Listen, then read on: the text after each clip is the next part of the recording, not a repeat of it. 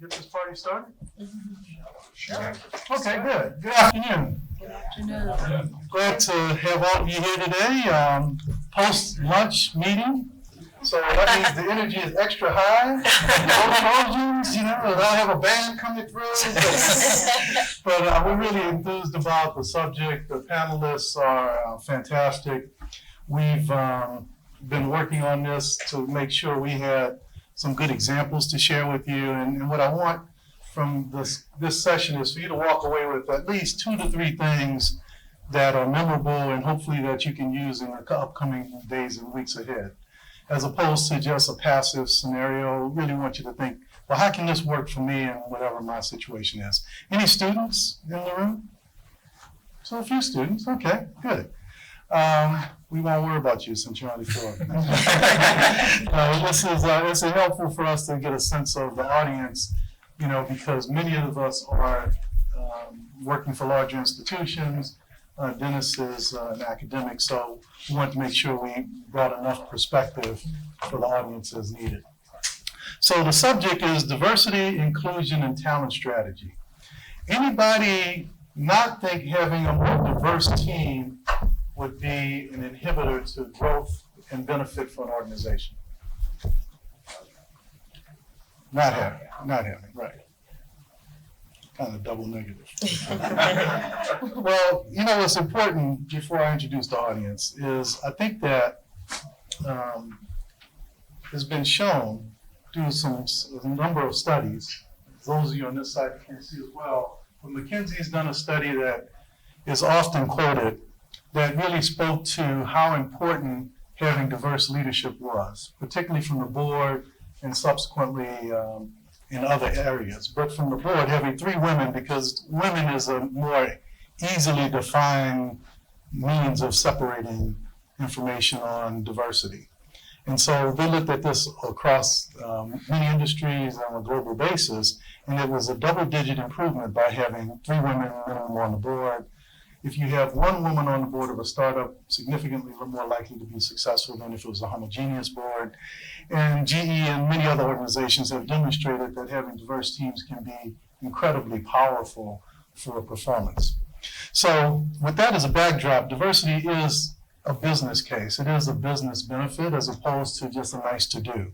Sometimes there's some confusion that maybe we do this because it's nice. And I think the panelists here will share with you some many real-life examples that I think will be quite powerful. So with that, I'd like to start off with, to my left, each person will introduce themselves. I will put their photos back up on the slide, and they can just do a quick introduction. Yes, I'm Mario Munoz. I'm Executive Director of Procurement and Supply Chain Management at City of Hope, and I've been in the supply chain world for about 20 years. And mostly focusing around procurement, and have had heavy involvement as it relates to supply diversity and inclusivity within the teams. Hi, my name is Dennis Yu. I'm the Associate Director for USC Marshall Global Supply Chain. I've only been in this role for about 6 months, so I'm a newly academic, pretending like I know a lot of things. But my background has largely been in the private industries. So I worked at retail and also technology in the past 15 plus years. My last position, I was a VP of Business Development for a company called Art.com that got sold to Walmart, and that was before I came to USC. I think just in regards to this topic, that we're going to discuss, I can bring a couple different perspectives, one from the industry side of it, the other from just being a career advisor for our cohorts, for our student cohort. So, thanks. Good afternoon. My name is Ron Scott. I think on the program I'm listed as Domino's, so I'm good with that. I've been in California. I'm known as the pizza guy, but 20 plus years in supply chain. Worked just about all aspects of the supply chain except for technical. Most recently, last 3 years, I was VP of supply chain for Domino's for the West region. The West in Domino's was Minneapolis to Hawaii. So that was, half the country. Prior to that, I think in the Midwest, in Chicago, I'm known as a Coca-Cola guy because, again, food and beverage. So I really got a lot out of that food and beverage dialogue that we just had. So a lot of experience in operations, building team, high performance teams, run startups, turnarounds, plant distribution systems, startups. So very passionate about diversity, seeing the value of it in the teams that I've put together. Currently, I'm an independent, so I'm working on a couple of small businesses to help them get going, and look forward to this topic. It's a very exciting topic, and happy to be here. So good afternoon, my name is Stacy Lewis, and I currently serve as the Director or the Chief HR Officer for the Port of Long Beach. I've been in that role for about 3 years. I've been at the port for 10 years, and believe it or not, I know I look great. I have 30 plus years of human resources experience. Both in private and public sector. I'm so honored and so privileged to be serving on this panel, particularly talking about diversity and inclusion, and I'm going to add belonging. And I want to encourage us to have an honest conversation, right? It's more than a buzzword. And so, especially for this industry, and so I'm excited for you to have some takeaways. You have a great panel here. And I really want to encourage you to take advantage of it and ask the questions that you may not want to ask in your own organizations. But let's really have a conversation, because diversity is so much more than gender and race, right? It's perspective of thought. And so I really want us to jump into that. So I'm excited to be here. Dwayne, thank you so much for including me. Hello, everyone. My name is Barbara Fitch, and I work at Amgen as the director in our Supply Chain Excellence program. And I've been at Amgen for about 13 years. Prior to that, I have supply chain experience at Pfizer as well as GlaxoSmithKline. And I totally value diversity, and I think it's not just diversity, but also creating a safe environment with inclusiveness that really unlocks the potential of a team. And I agree with you, it's a broad definition, and I think I've seen some real life examples where you can take diversity of capabilities, diversity of thought, as well as all of the more obvious forms of diversity to really create a high performing team. And so I'm excited to have the conversation today. Thanks for having me. Great. And I'm Dwayne Sullistan. I'm an executive recruiter with DHR International. We're a large global search firm. But I spent about 25 years in industry, primarily in consumer goods, and I owned supply chain for a brief period of time, long enough to know some of the buzzwords. So at this point, I've worked with a number of companies across supply chain, so it gives me some perspective, but I'm really excited about the topic. I lead our global diversity practice in the firm, so I get some exposure to how diversity is defined and lived in different parts of the world as well. So with that, we're going to talk about diversity in two broad areas, because there are a lot of ways to grab it. One is attraction to your firm. How do you think about attracting talent to your organization? And then after we do that, maybe you have a couple of questions. Then we're going to talk about, well, now that I have a diverse team, how do I retain that diverse talent? Because that is a different type of challenge. So there are two really independent groups, and so I want to get started with the first question, and I'll typically point to a person, and then someone else will weigh in as they feel comfortable. But Barbara, last night we spoke a little bit about diversity in the supply chain area, and how do you make that effective, and how does it work? Sure. So perhaps you can share that or whatever suggestion you had in mind. Sure. So I think in supply chain in particular, supply chains are becoming more complex, and we can't solve the future problems the same way we did in the past. And so I think diversity is more important than ever in supply chain, as well as diversity of capabilities. It's not just moving something from point A to point B, but truly how can we turn supply chain into a competitive advantage?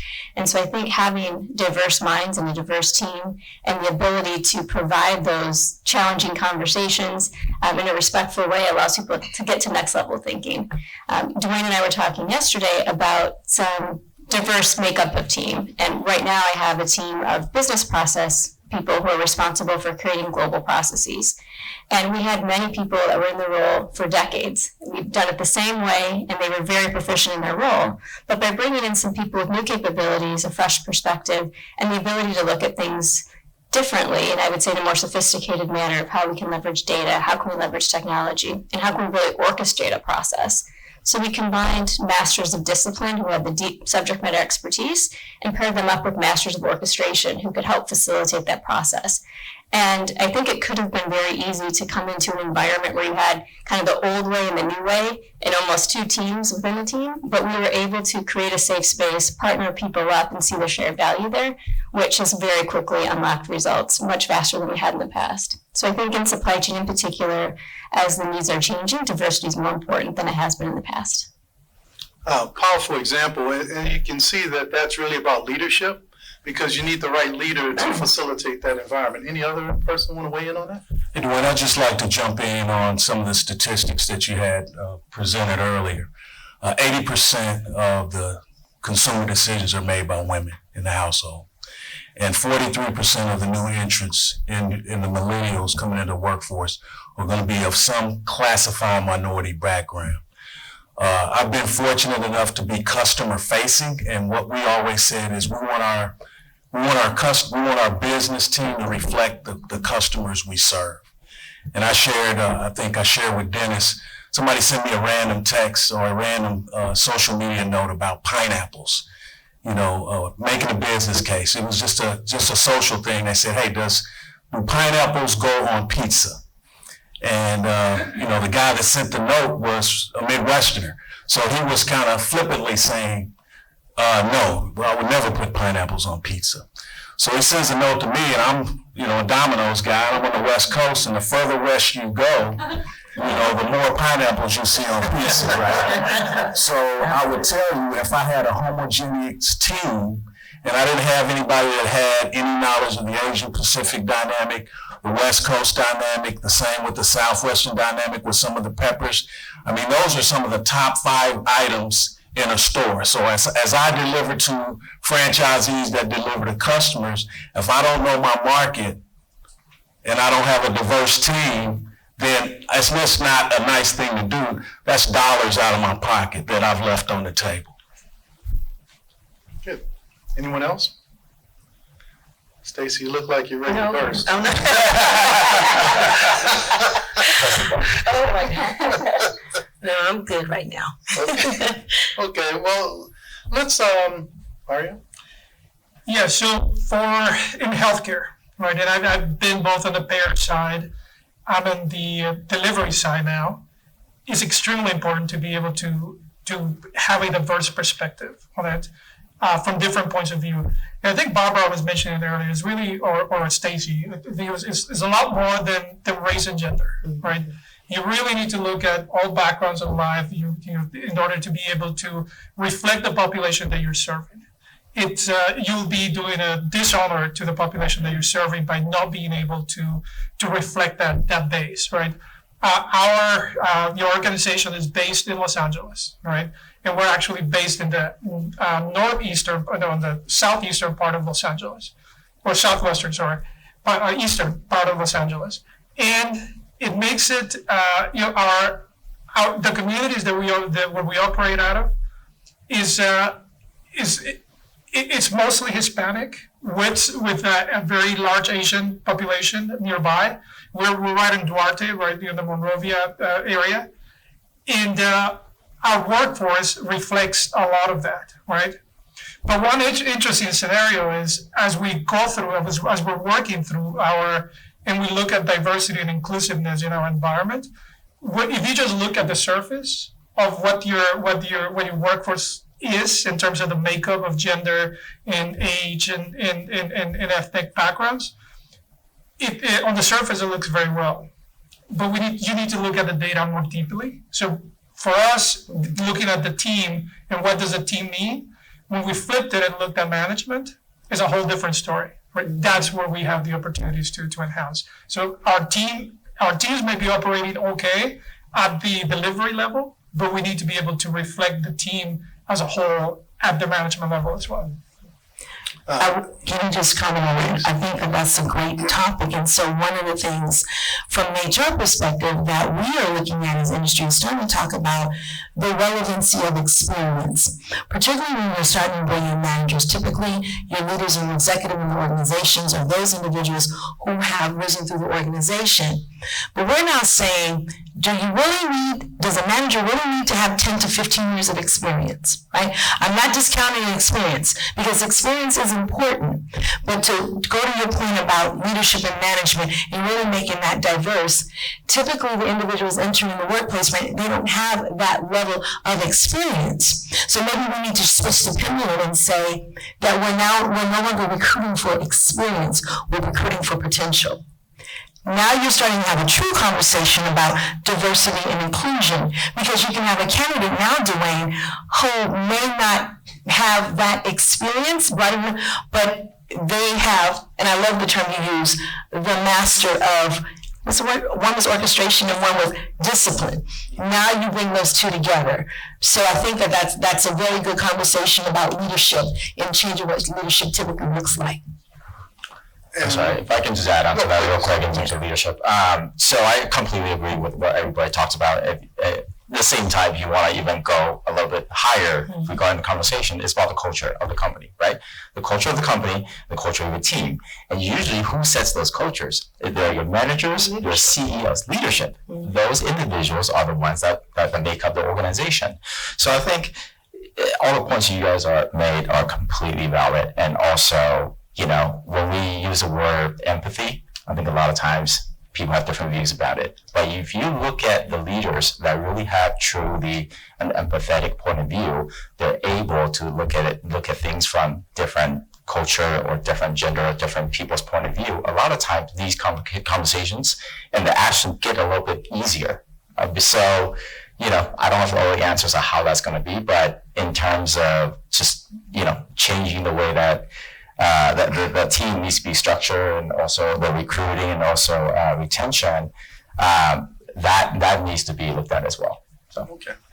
Speaking of that, Ron, you've worked for a couple of organizations, and one of the things that's important is how are those organizations pursuing this leadership talent as opposed to growing it from the ground, because that takes forever.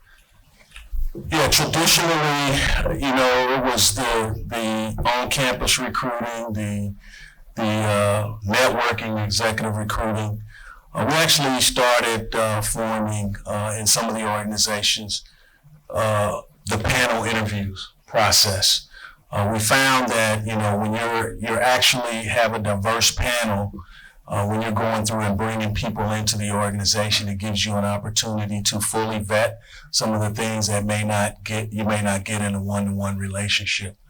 I think the other thing is to make sure that we're staying tied to our traditional means, building those relationships on the college campuses, and understanding, you know, from a diversity of age. You know, a lot of times I've been in an organization where we'll bring somebody in as an intern, and immediately the culture of a college campus versus a culture of a Fortune 500, 100-year-old company is very different.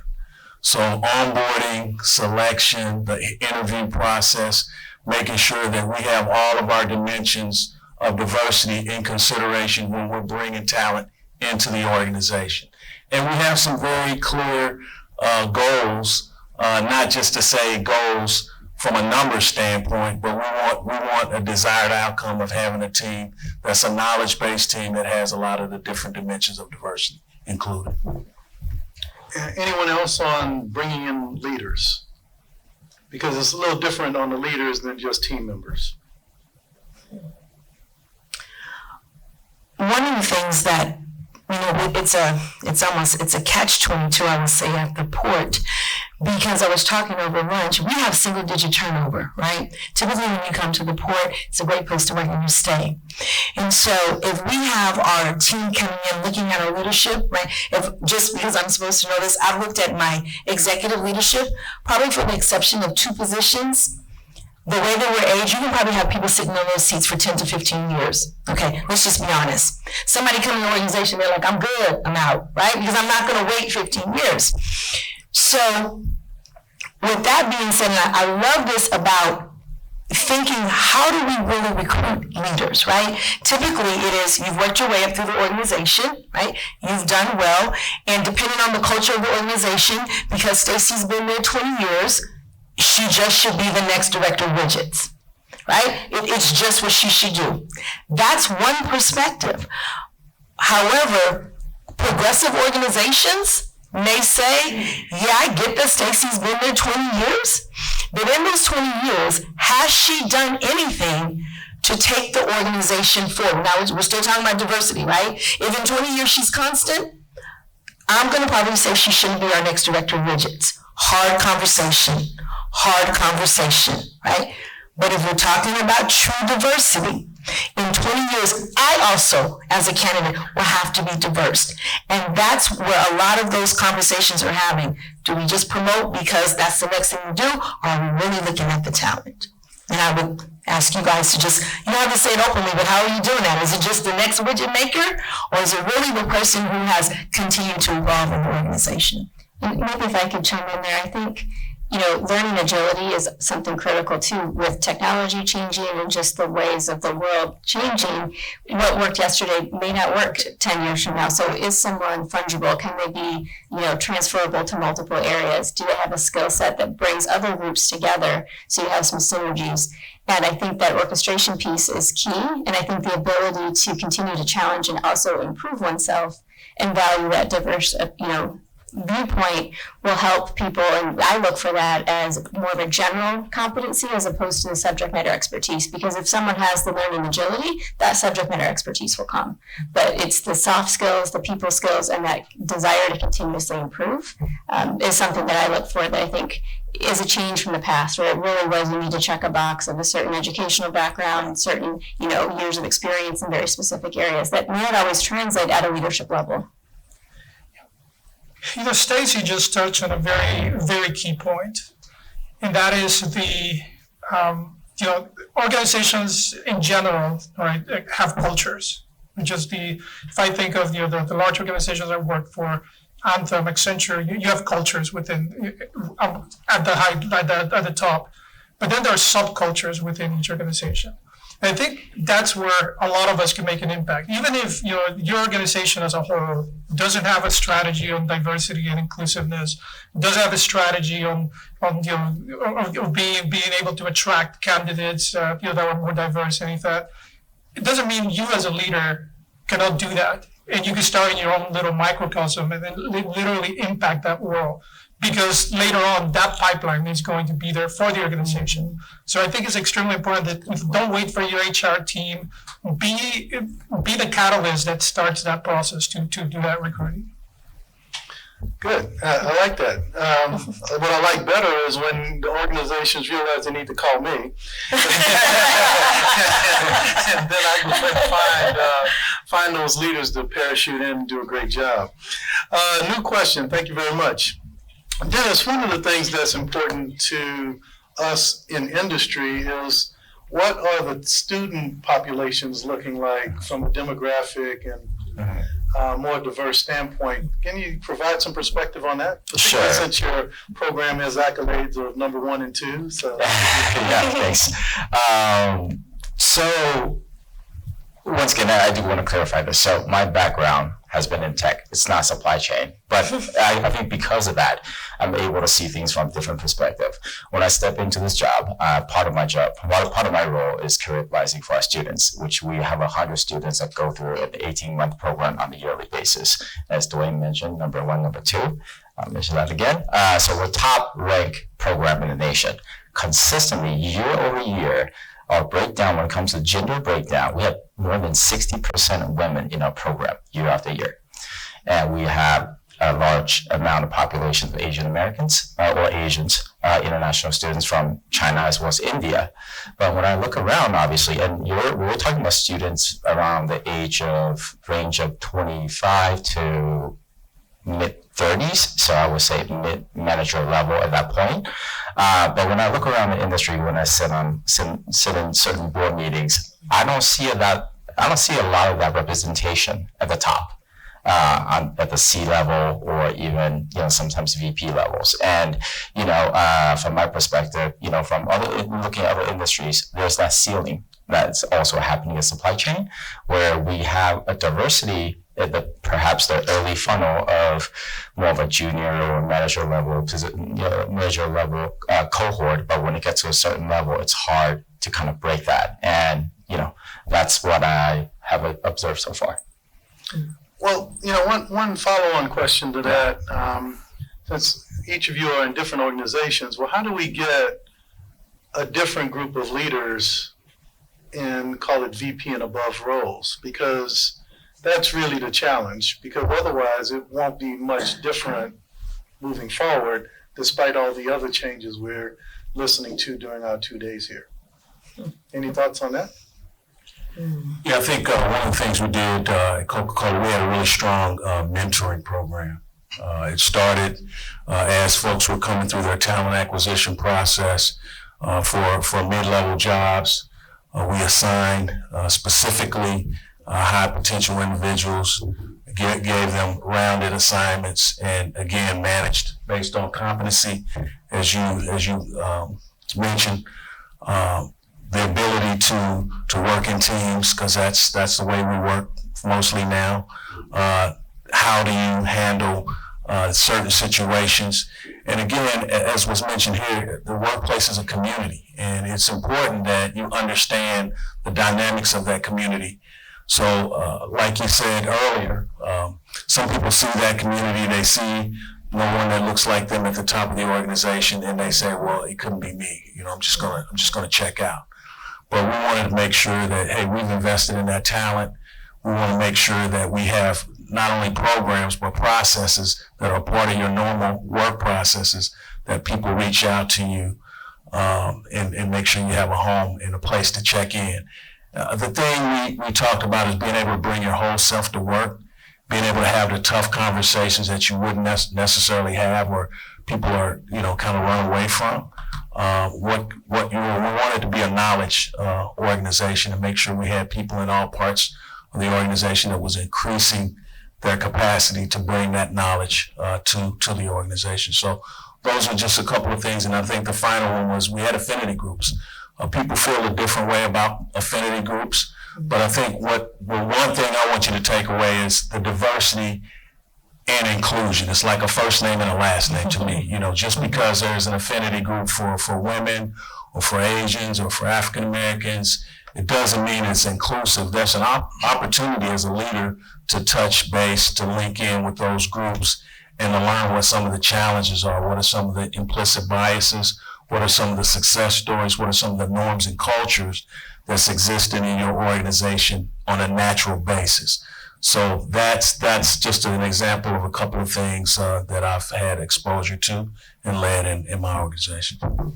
Dwayne, can I tell a story, a true story?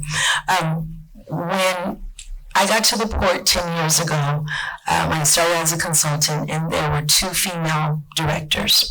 And one of our directors left, and we replaced by another female director of human resources. And she came, her name is Margaret Huber, and I want to use her name because she's an amazing person. And when she came to the organization, she talked to me and she said that this is unacceptable. She just openly said, for us to be the second largest port in the country, we have 2 female directors. She said, this is unacceptable, and I'm going to do something about it. I want you to hold that term. I'm going to do something about it. When she retired 3 years ago, we have 10 female directors. Now, I say that because she didn't say it, but she also did something about it. That's what we charge this group to be. You have to, not only, HR is everybody, right? You have to be an advocate. You can't just say, we need to have females, we need to have African Americans, we need to have Asian, whatever, we need to have the LGBTQ community. You have to be an advocate. What does that look like? I'm gonna be very honest with you. All things being equal in an interview, all things being equal, then let's have this conversation, right? So what she did was she started exposing and making sure that women had opportunities and knew about our positions, right? When director positions were open. And then she was very vocal at the table of deliberation, right? She didn't mince any words. You have Stacey Lewis and you have Joe Green. All right, let's put all this together, right? We're looking at them all together. And not that it was a numbers thing, but all things, someone had to be the advocate. And so that's when we're talking about having true and honest conversation about diversity and inclusion. And so I'm continuing to pick up that mantle, and I'm having some difficult conversation as the chief HR officer. The highest ranking woman in the port is sitting in this room right now, okay? The highest ranking is sitting in this room right now. But when we look around the room, and quite frankly, I did this yesterday, I looked around the room at the port at our directors meeting, and myself and one other person looked like me, right? Everybody, right? And so I have to be an advocate. I'm going to be honest with you. It's difficult because I am a woman of color, right? So oftentimes my credibility is questioned. Is this person really the right candidate, or are you just saying because? But I can't allow that to sway me, because I know that I have to represent all the nameless, faceless people who need to have an opportunity, who need to be given a chance.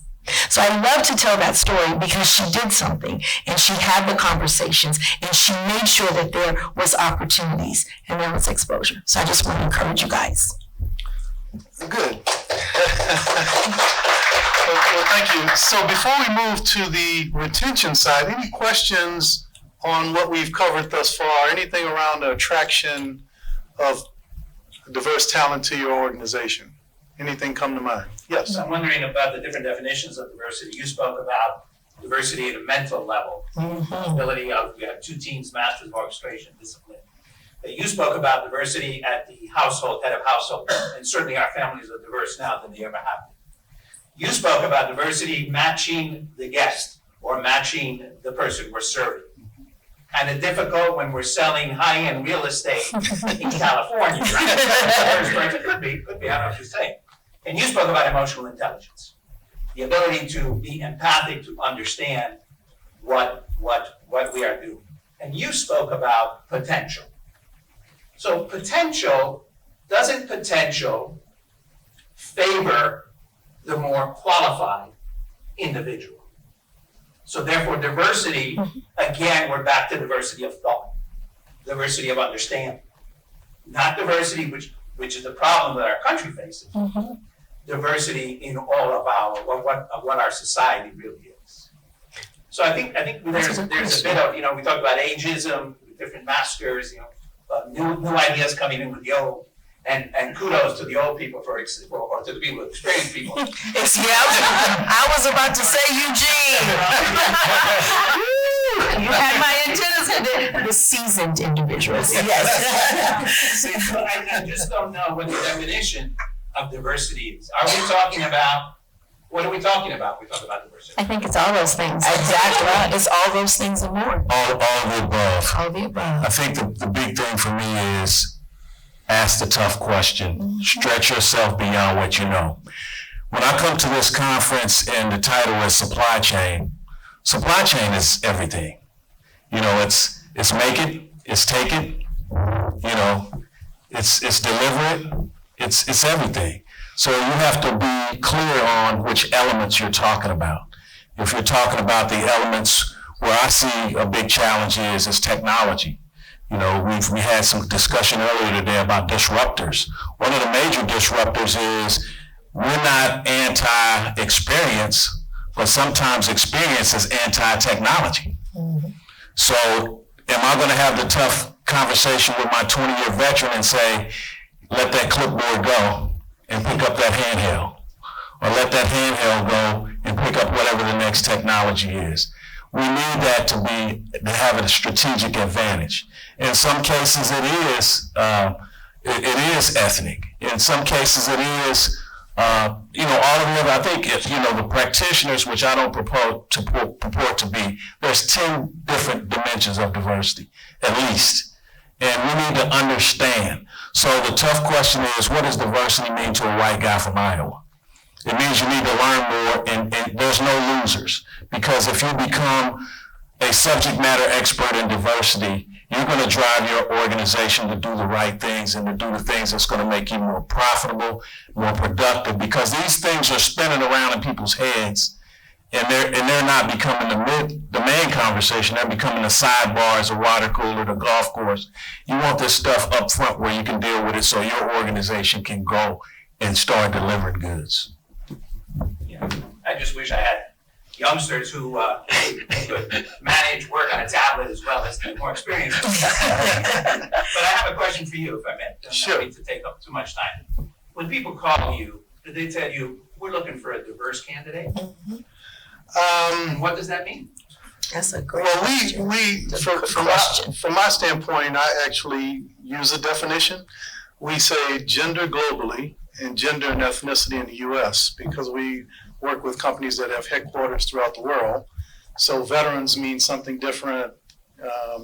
Different countries have different views about LGBTQ and TQ and those other dimensions, disabilities. So typically what they are looking for from us as a search firm is a diverse slate.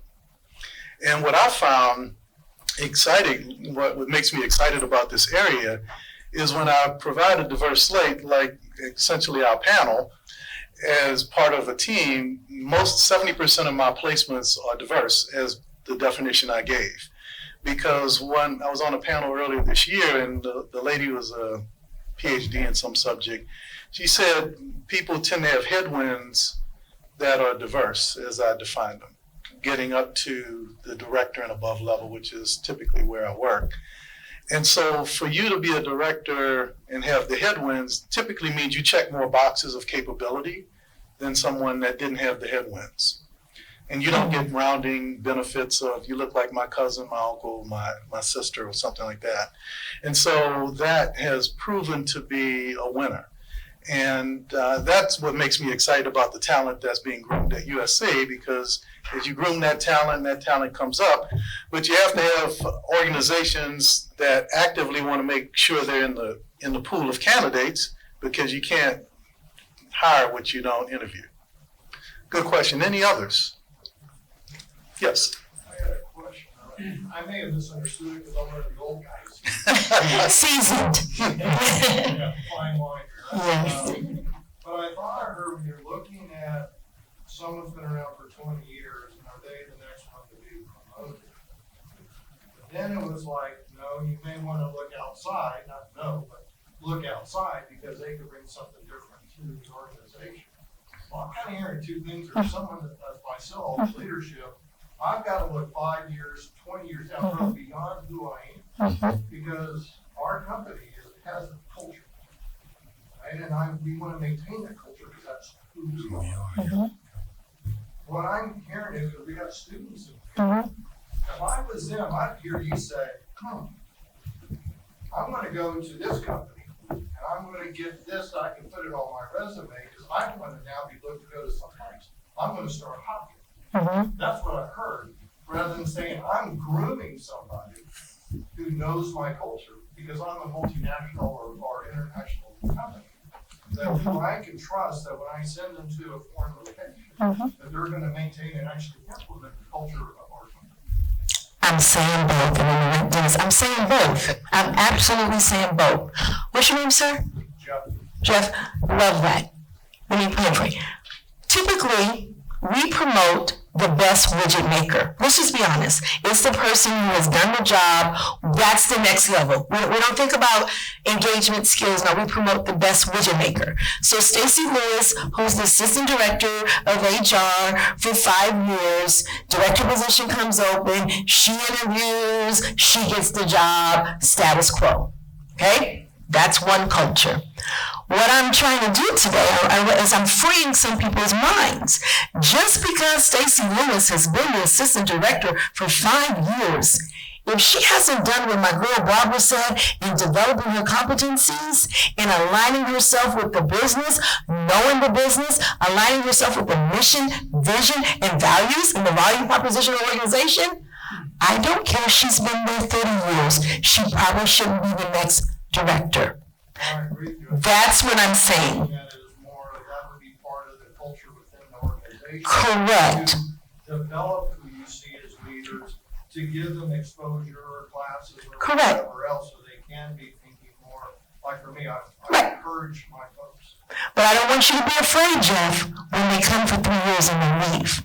Don't be afraid of that, because that's kind of where the emerging leaders, I hate the word millennials because I hate that we have to label people. They're just people.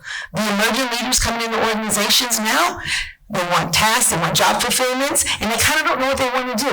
And if we can get 3 great years out of them, be okay, and groom them. And if they stay, but if they go, you had a hand in creating the next director at the Port of LA.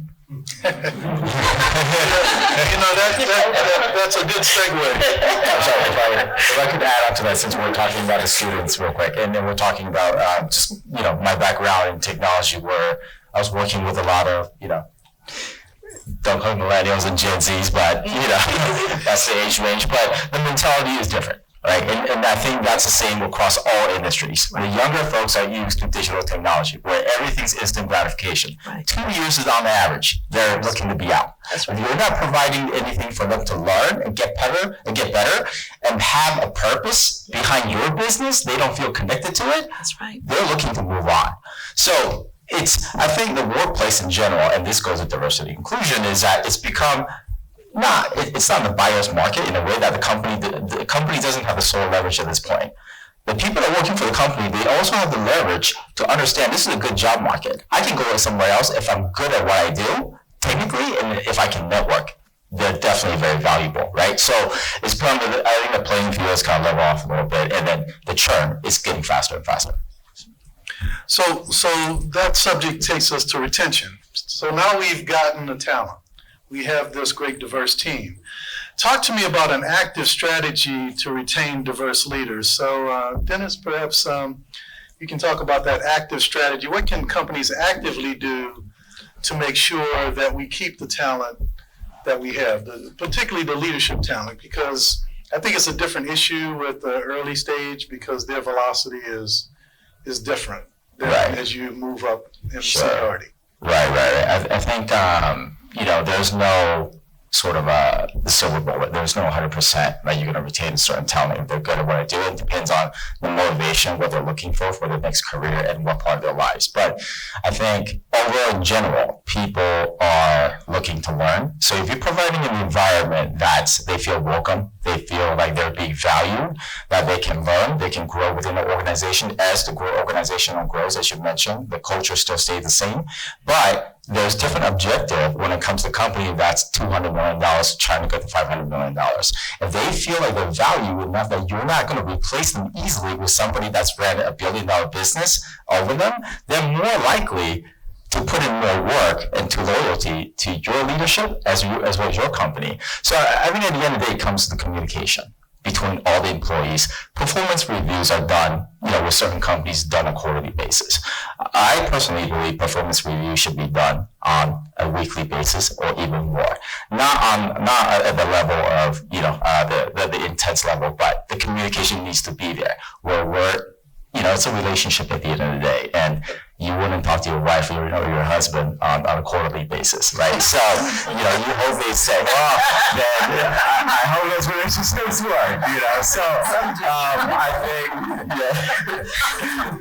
think, So yeah, I think that's, that's important. That's sort of the high touch point.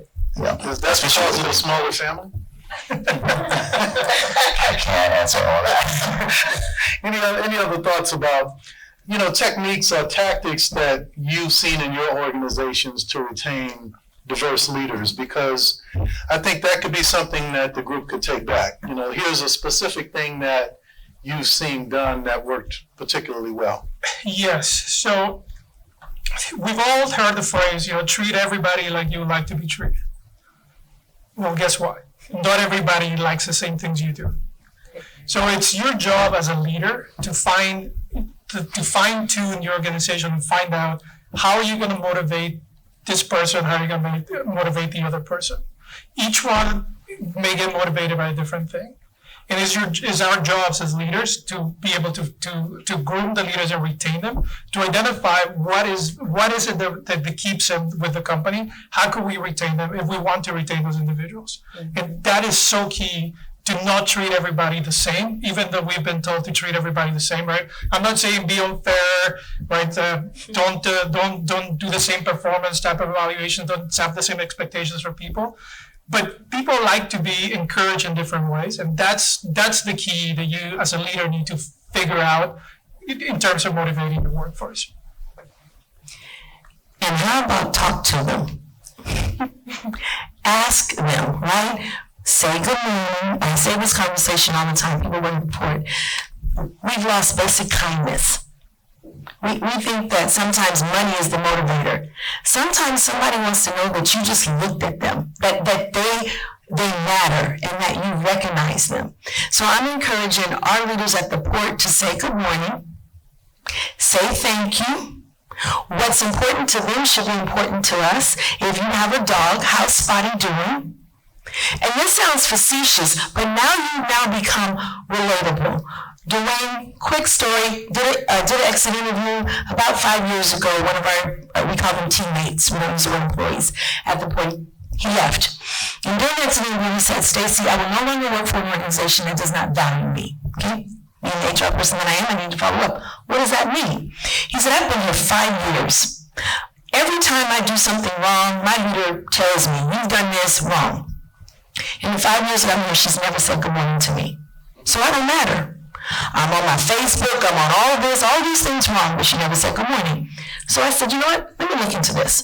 Typically you don't follow up an exit interview, but I went to my leader and she said follow up. So I went to this person's leader, Barbara, and I said, hey, Barbara, she said in the exit interview, you know, that you never said good morning. Dwayne, you know what the leader told me? What's the problem? I've been here 22 years and my leader hasn't said good morning to me. It's systemic. Oh, the culture. The culture, you see? It rolled off of the person's tongue like I was asking if they had not won the lotto, right? What's the problem, right? And so that's a systemic culture. So they're not going to stay. So when that came to me, I myself personally, and I always have to make myself an advocate of one, said, I don't want anybody, diverse or not, in this organization to feel like they don't matter. So I send birthday cards. I get up and I go down to people's desks. Now, it is weird when you're HR, because if HR shows up at your desk, you're looking at your watch, you're looking at the screen, getting Amazon down, like, look, see if you got your boxes ready so you can get out. But it's a part of making people feel valued. And I think that's something that we've missed that's really small. Thank you, good morning, how are you doing? How's your family? I ask about people's kids.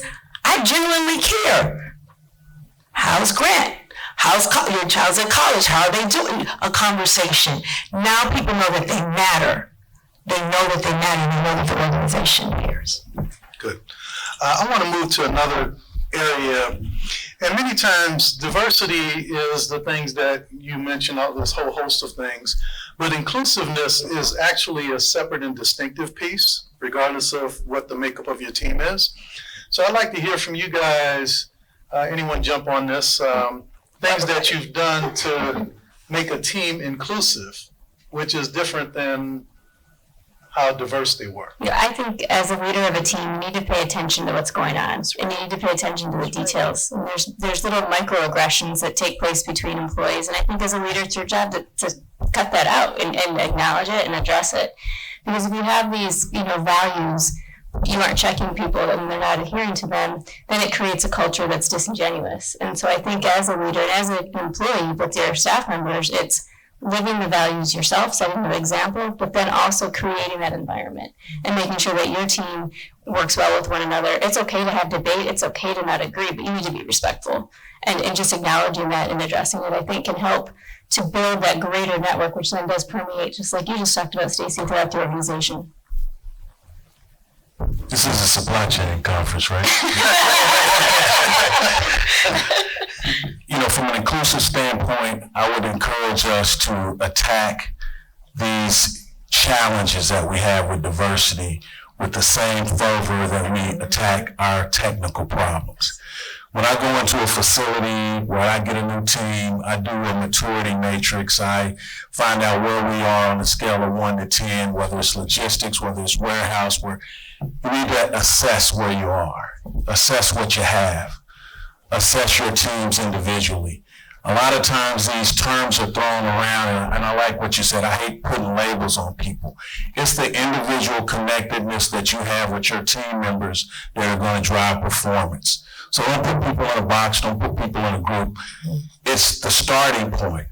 So the takeaways I would have is know them. Know your team, know what you're looking at, know what you're looking for, know which dimension of diversity you need to work on. And then the next thing I would say is grow them. Grow and cultivate and drive for performance. Make sure that in the end of the day, all of these conversations are nice, but this is a business and we're here to win. We're here to be profitable. We're here to make money. We're here to enjoy, because most of us work way too much. So it might as well be something that we're together. A lot of us are together more than we're with our families in many cases, which is sad.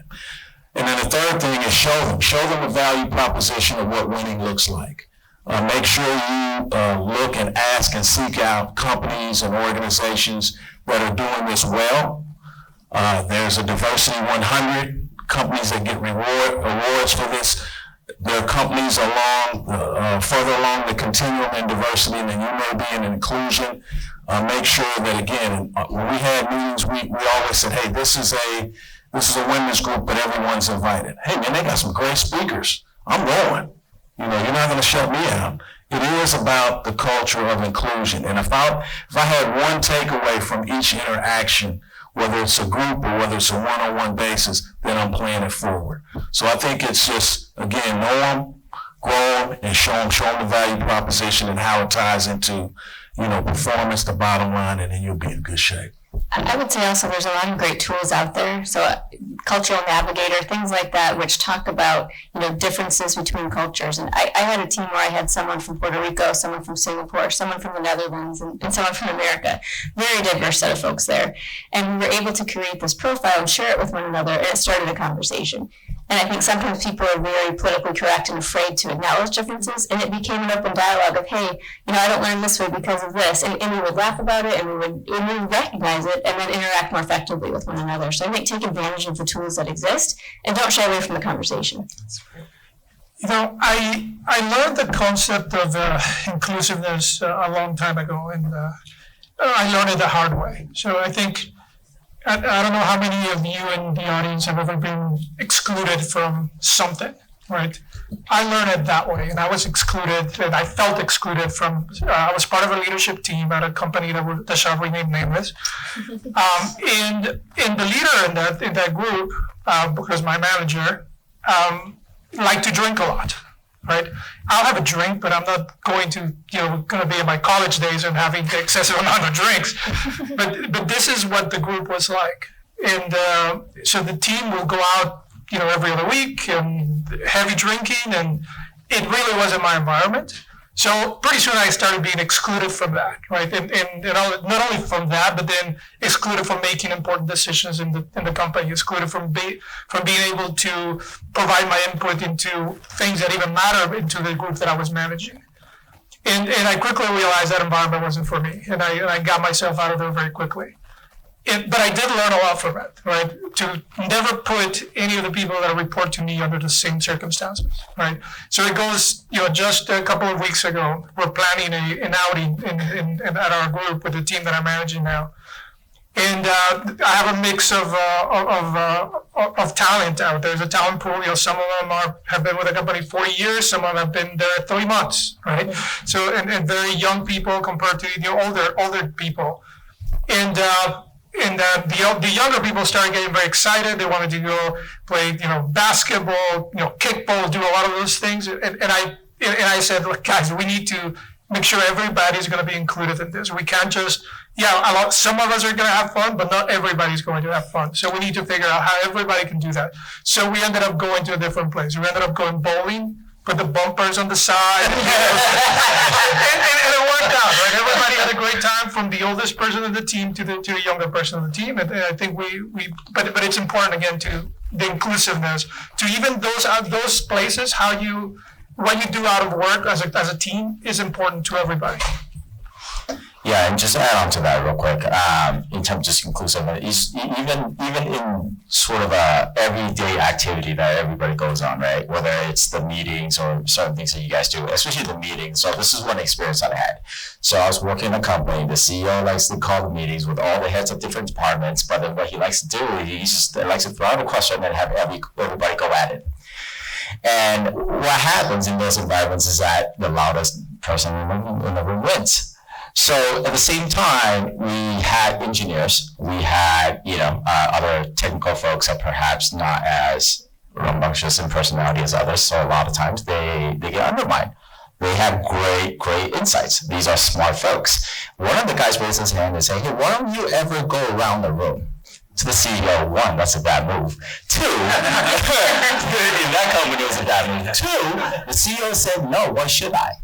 Right off the bat, you think about that kind of dynamic. Everybody had to make a reaction. So if he had only said, hey, let's have a good discussion. Here's 30 minutes we're going to have. We'll go around the room real quick. Tell me what you think, what your decision should be and how you support it. And then let me make a decision as a CEO. That's my main job anyways, to make a decision at the end of the day.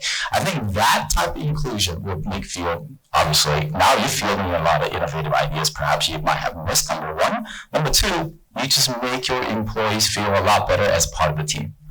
So. Okay, thank you. Before we go to some questions, I just wanted to share a very brief case study of how diversity did make a difference, because I do think it's about the business case as well. So I had this one client, about $6 billion in spend, they're about $11 billion company, $13 billion, and they were getting about $5 million in savings every year, which is reasonable, but for a firm like Deloitte or Accenture, it said you could do a lot better than that. So they said, okay, that's interesting, and a couple of years went by, and then they said, maybe we should do something. At the time, they had really a non-diverse team, non-diverse in the demographic makeup and a lot of long-term employees. So what they did was they wanted us to really rebuild that global team, target savings at greater than 20 million, and get the best talent at the same time. So what we did was we got a new SVP of this organization, 2 VPs and 2 AVPs who reported up. One, the overall leader was a white male, 2 Hispanic males, 1 white female, and they were able to, as leaders, go from saving 5 million to over 60 million. And one of those VPs, actually the Hispanic male, is now the chief procurement officer for a Fortune 25 company. So by having different/better leadership and a diverse team, dramatically improve results. So that to me is one of the best examples of the business case for all this, because again, if we change the players around and the results are similar, that's really not the answer. Any questions on anything on the retention or the overall subject? Yeah, this is actually a perfect lead to the question I've been sitting on for a little bit. So I think it bridges all the different aspects of both the attraction, the inclusion, and the retention. And I think it's around how we can make change happen. And I think the question is, so there's an increasing amount of data, whether it's a business case, which is perfect, or there's benchmarking data that shows better fiscal performance. There's data out there now that people can use to make an argument, which is clearly the right result, the right argument for change. And at the same time, what a lot of the panelists have really called out, Stacy and Ron, so that sometimes the way to actually create change is in that subculture someone described from within. So I know the answer is both. I'll give you both. I'm consulting, I get to say it depends. I want to know from your perspective what you've both seen and also what you're seeing. Do you think the change that we want to have happen comes from, I'll call it top-down business case benchmarking data? Is that enough? Do you think the real change comes from within when you have those cultural leaders that make the change in their local environment, and you get there through more leaders doing the right things? Which one gets us there? You can't say both. I mean, I know it's both, but what's more effective? That's a loaded question, sir. I'll just give you a personal experience. I was called into a meeting with 5 black male directors and above. All of us were in operations. Nobody was in any of the cross-functional bodies groups, and we were presenting to a C-level meeting. And I felt like I was auditioning for my job, right? And but I have to give it to the EVP that pulled us all together. And what he was trying to do was to say, hey, I have talent. It's like she said, hey, if you don't get it from the top down, you create your own team, you create your own diversity, you build you a team of, solid performers. And what we did in that session is we took disparate business cases from across the spectrum. It didn't have to be in the supply chain, but this was with Coke. These are the things that Coke is facing. And here, I want you 5 guys to take a look at this. And we got a chance to show outside of our comfort zone what we were about. And after that, some of the things that were, not invented here, we weren't in this organization, we started cross-pollinizing the organization because what we needed was leadership and what we needed was different thought. I just want to say real quickly to your culture, the existing culture, I work for 225-year companies. The culture that got you there is probably a good culture, but you have to be ahead of the change.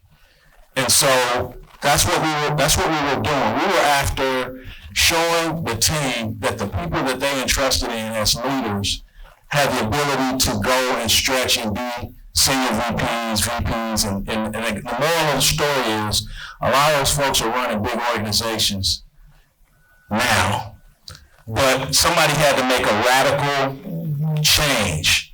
Who ever heard of that? I'm just going to pull 5 random people and make them do a business case like they're in a capstone, like they're here. But we were all in, and the desired outcome was we wanted to be seen, and like I said earlier, you want to be able to bring your whole self to work. And hey, I want to be able to comment on some things in purchasing. I want to be able to comment on some things in marketing. The supply chain pulls it all together. Don't go make all the decisions and then just tell me to run the play. We can see the business from the back end. We're the offensive linemen, we're not going to hug the babies and all that kind of stuff, but we have the ability to make those decisions.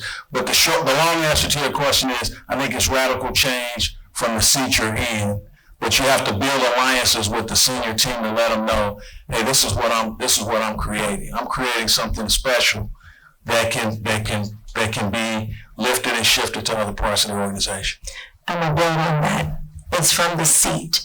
I'm going to share a very personal story, and I'm going to be mindful because some of my employees are here.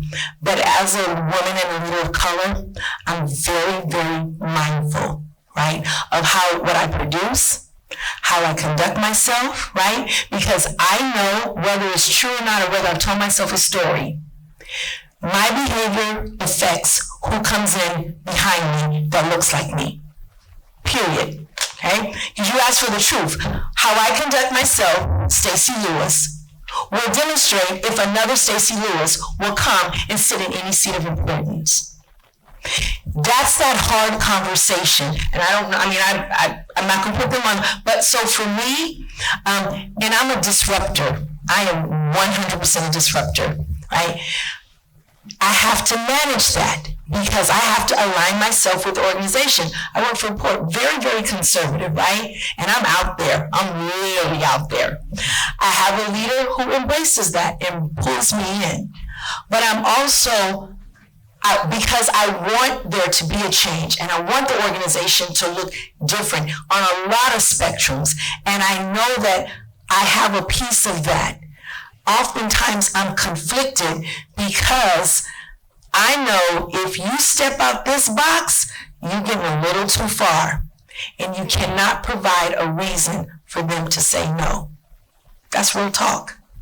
And I hate that I hate that it's like that because we're talking about diversity from a leader's perspective, but we think about that. Well, the leaders who are of color, we think about that because oftentimes we only get one shot. He said to go everybody in the room. Why did they call 5 black men together to do this? Right? Well, why?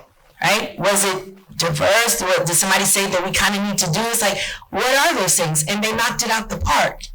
So it is the leadership, but it's also the person that sits in the seat. They got to be comfortable, but we also have to be mindful.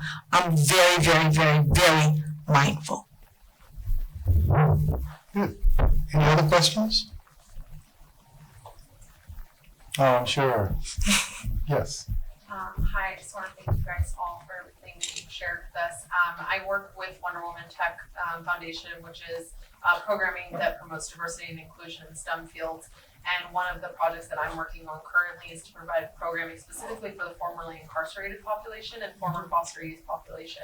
I'm curious, as I'm sure most of you know, and particularly in HR, I don't know that there is a more disadvantaged population than formerly incarcerated, particularly when trying to find gainful employment. I'm curious if any of you guys have seen initiatives or how you have navigated that issue in employment. I know that in the network that I have engaged with, there are some insanely talented individuals that have some backgrounds that aren't so beautiful, and they are not able to get these jobs even though they're highly qualified. It's a tough one, sorry, it's a little No, I don't, I just want to make sure if someone else had to, but I have had to deal in that space. And if anybody was in the food panel, they talked about, being nearly at full employment and, just a tough talent challenge. So, we had things that, we had on our books that, you had to have, there's certain things in your background was an automatic disqualification, theft and things of that nature. There are other things that could be considered employable, but they had some long runway, like it has to be 8 years or more. So we looked at, hey, what really makes sense? What are we really trying to get? Where are we seeing people from those populations that are skilling themselves up in? And then we try to partner with some organizations. So I would say if you're an organization that has access to that population and they have, like, say, for instance, everybody knows Class A drivers, they're just the hardest things in the world to get. And some of the other supply chain roles or some of the entry-level roles, if there's opportunities to partner in that area. And we changed a couple of our policies to say, hey, if you it doesn't have to be 10 years if it was 6 years and you had nothing on your record and it wasn't the 3 automatic disqualifiers, we would consider that, but we would try to go through an organization that would pre-vet people. So we weren't just pulling people, for lack of a better way of saying it, off the streets. But we knew your organization, that you work with that was your mission. And again, in the employment game, there's no perfect situation. So we weren't holding you to a standard if we got somebody and we're never going to use them again. But we were, again, just like this whole conversation, we're trying to build relationships and build a pipeline of talent, because this talent pipeline is real out here. It's really tough to get folks to do some of the things we need them to do. I hope I answered your question. Any other questions? Well, I think, the panel's come up with some great examples and ideas, and a lot of passion came up. On the attraction side, talked about mentoring, leading different types of people, really leading being an operative word, reflecting on your market, and personally making a difference, because if you don't personally put points on the board and do a great job, your ability to rise in whatever organization you're in is diminished. Then on the retention side, talked about frequent reviews. I don't know about daily and weekly, but frequent reviews. And also unique reviews based on the talent that you have in the organization. And we talked about knowing your people, growing them, and making them better, and using different tools like that Cultural Navigator was a really interesting tool. One thing we spoke a little bit about was ERGs, and many times the ERGs can be highly valuable on many dimensions. Some of the companies that are designated really great with diversity and inclusion have done a nice job of developing those and having them not only open to a particular group, but open to other members of the employee population, because then that provides an opportunity for cross-pollination of learning. thank you very much for your attention and questions, and we'll be around if you like more. Thank you very much.